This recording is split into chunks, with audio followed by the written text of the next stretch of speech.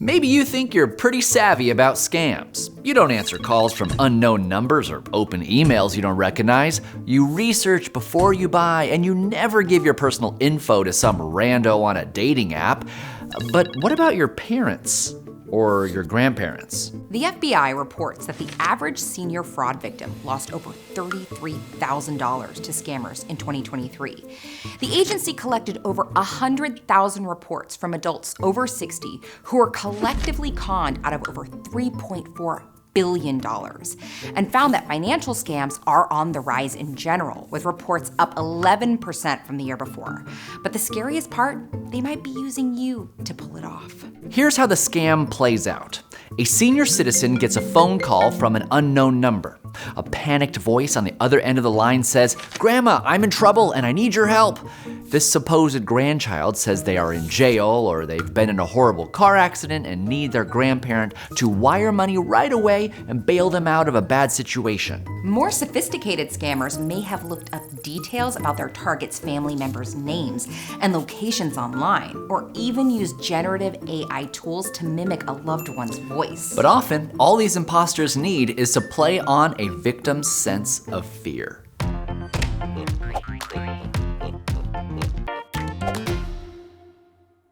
If we want to keep grandma from getting scammed, first we have to know what we're looking for.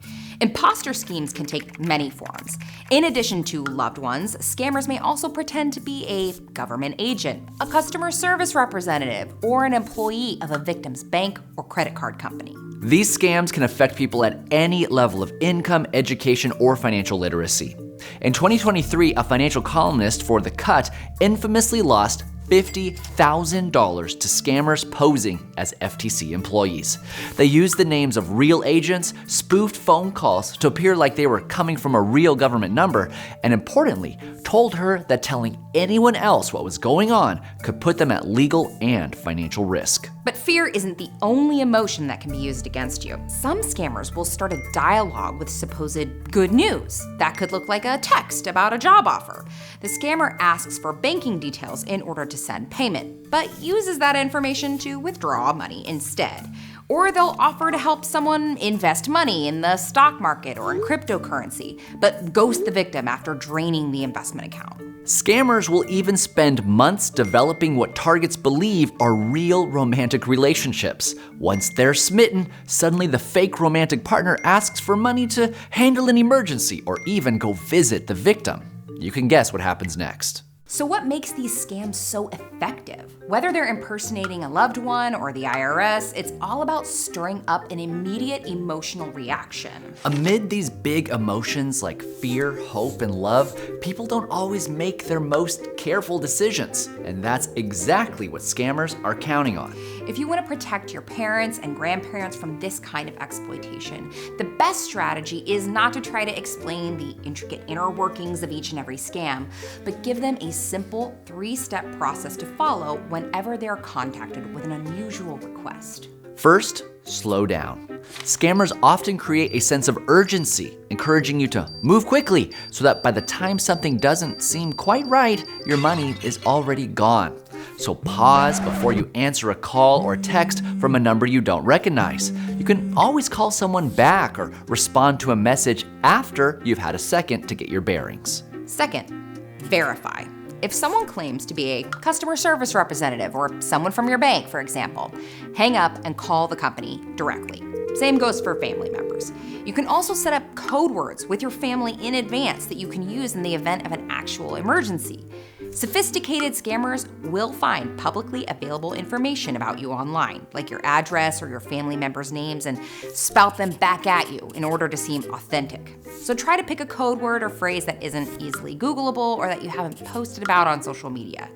And if an online friend or potential romantic partner starts asking for money, try doing a reverse image search of their photos to make sure they aren't using stock photos or stolen images from someone else's social media accounts. And finally, most importantly, talk to someone. Let your parents and grandparents know that you are available to help them sort through any confusing situation.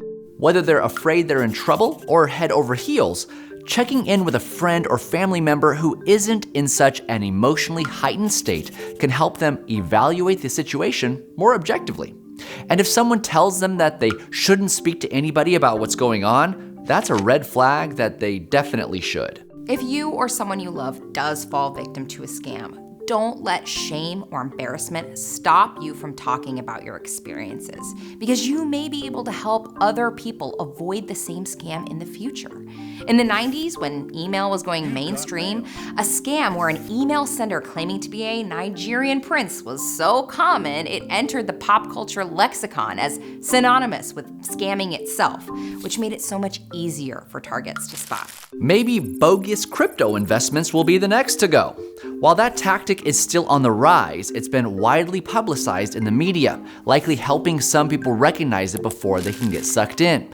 You can report a scam to the FTC and the FBI's Internet Crime Complaint Center so they can track and report these trends. Remember, anyone can get scammed, despite this stereotype of vulnerable elders. Gen Z was actually the most likely to lose money to scams in the past year, according to a Bankrate survey.